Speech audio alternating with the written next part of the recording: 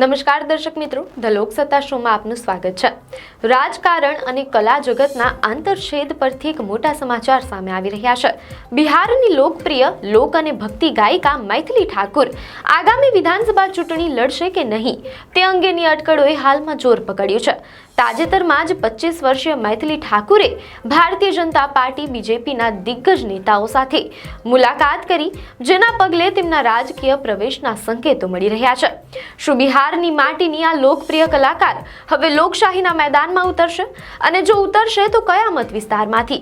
આજે આપણે મૈથિલી ઠાકુરના રાજકીય પ્રવેશની અટકળો, તેમના સંગીતનો પ્રભાવ અને તેમની જીવનની સફર પર એક વિગતવાર નજર કરીશું। મૈથિલી ઠાકુરને લઈને રાજકીય અટકળો ત્યારે શરૂ થઈ જ્યારે તેમણે ભારતીય જનતા પાર્ટીના 2 વરિષ્ઠ નેતાઓ ચૂંટણી પ્રભારી વિનોદ તાવડે અને કેન્દ્રીય મંત્રી નિત્યાનંદ રાય સાથે મુલાકાત કરી। આ મુલાકાતની તસવીરો સોશિયલ મીડિયા પર ઝડપથી વાયરલ થઈ, જેના કારણે એવી ચર્ચાઓ શરૂ થઈ કે મૈથિલી ઠાકુર દરભંગાની કોઈ મહત્વપૂર્ણ સીટ પરથી ભાજપની ટિકિટ પર ચૂંટણી લડી શકે છે। મીડિયા અહેવાલો અનુસાર આ અટકળો પર પ્રતિક્રિયા આપતા તેમણે સોમવારે પત્રકારોને જણાવ્યું કે તેઓ પોતે પણ આ બધું ટીવી પર જોઈ રહ્યા છે। તેમણે પુષ્ટિ કરી કે તેઓ બિહારના ભવિષ્ય અંગે ચર્ચા કરવા માટે નિત્યાનંદ રાય અને વિનોદ તાવડેને મળ્યા હતા।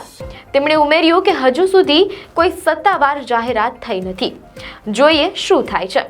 જો કે તેમણે ચૂંટણી લડવાની સંભાવનાની ન તો પુષ્ટિ કરી કે ન તો ઇનકાર કર્યો, પરંતુ એક મહત્વનો ઇશારો કરતા કહ્યું કે જો મને ચૂંટણી લડવાનો મોકો મળશે તો હું મારા ગામના મત વિસ્તારમાંથી ચૂંટણી લડવાનું પસંદ કરીશ, કારણ કે મને તેની સાથે ખાસ લગાવ છે।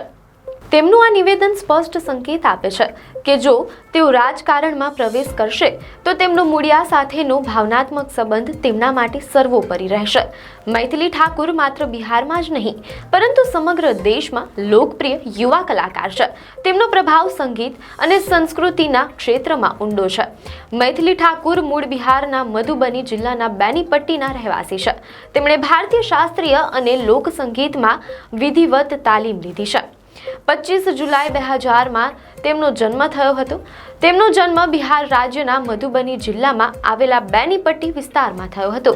તેમનું બાળપણ સંગીતમય વાતાવરણમાં વીત્યું। તેમના પિતાનું નામ રમેશ ઠાકુર છે, જેઓ પોતે સંગીતકાર અને સંગીત શિક્ષક છે। તેમણે તેમના 2 ભાઈઓ સાથે મળીને તેમના પિતા અને દાદાના માર્ગદર્શન હેઠળ હિન્દુસ્તાની શાસ્ત્રીય અને લોક સંગીત તેમજ હાર્મોનિયમ અને તબલાની તાલીમ લીધી છે। આ તાલીમે તેમના સંગીતને એક ખાસ ઊંડાઈ અને પ્રામાણિકતા આપી છે। મીડિયા અહેવાલો અનુસાર ભારતના ચૂંટણી પંચ દ્વારા તેમને બિહારના સ્ટેટ આઇકન તરીકે પણ નામાંકિત કરવામાં આવ્યા હતા। આ પદવી તેમને યુવાનોમાં મતદાન અંગે જાગૃતિ ફેલાવવા માટે મળી હતી। તેમણે બિહારની લોક પરંપરાઓને પ્રોત્સાહન આપવા માટે 2021માં સંગીત નાટક અકાદમી તરફથી ઉસ્તાદ બિસ્મિલ્લાહ ખાન યુવા પુરસ્કાર મેળવ્યો હતો, તેમ અહેવાલોમાં જાણવા મળેલ છે। મૈથિલી ઠાકુરે પરંપરાગત સંગીતને સોશિયલ મીડિયાના માધ્યમથી લાખો યુવાનો સુધી પહોંચાડીને સંસ્કૃતિ અને ટેકનોલોજીનો અદ્ભુત સમન્વય કર્યો છે। મૈથિલી ઠાકુરની આર્થિક સફળતા પણ ઘણી મોટી છે, જે દર્શાવે છે કે પરંપરાગત કલાને આધુનિક યુગમાં પણ સફળ બનાવી શકાય છે। મીડિયા અહેવાલો અનુસાર તેઓ શો, સોશિયલ મીડિયા અને તેમની સંગીત પ્રતિભા દ્વારા દર મહિને લાખો રૂપિયા કમાય છે। મીડિયા અહેવાલો અનુસાર તેઓ એક પરફોર્મન્સ માટે આશરે 5 થી 7 લાખ રૂપિયા જેટલી મોટી રકમ લે છે। મૈથિલી ઠાકુર યુવાનોમાં અત્યંત લોકપ્રિય છે, જે કોઈ પણ રાજકીય પક્ષ માટે એક મોટો ફાયદો છે। તેમના સોશિયલ મીડિયા ફોલોઅર્સ અને તેમની સ્વચ્છ જાહેર છબી તેમને એક મજબૂત ઉમેદવાર બનાવી શકે છે।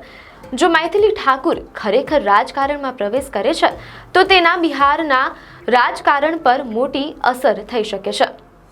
તેમની યુવા પેઢીમાં લોકપ્રિયતા ભાજપને યુવા અને મહિલા મતદારોને આકર્ષવામાં મદદ કરી શકે છે। એક લોક ગાયિકા તરીકે તેઓ બિહારની સાંસ્કૃતિક ઓળખ અને મૈથિલી ભાષાના મુદ્દાઓને મજબૂત રીતે રજૂ કરી શકે છે। અન્ય સેલિબ્રિટીઓની જેમ તેમનું નામ પણ ચૂંટણીમાં ગેમ ચેન્જર સાબિત થઈ શકે છે, જે સામાન્ય રીતે સ્થાનિક નેતાઓને મળતા સમર્થન કરતાં વધુ વ્યાપક હોય છે। હાલમાં તમામની નજર ભાજપની સત્તાવાર જાહેરાત પર ટકેલી છે। જો મૈથિલી ઠાકુરને ટિકિટ મળે છે તો તે તેમના માટે કલા જગતમાંથી રાજકારણના મેદાનમાં પ્રવેશવાનો એક નવો અને મોટો પડાવ હશે। જ્યાં તેમના સંગીતની જેમ જ તેમની રાજકીય લય પણ લાખો લોકોના ભવિષ્યને પ્રભાવિત કરી શકે છે. આપને માહિતી સારી લાગી હોય તો વિડીયોને લાઇક અને શેર કરજો, ચેનલને સબસ્ક્રાઇબ કરજો.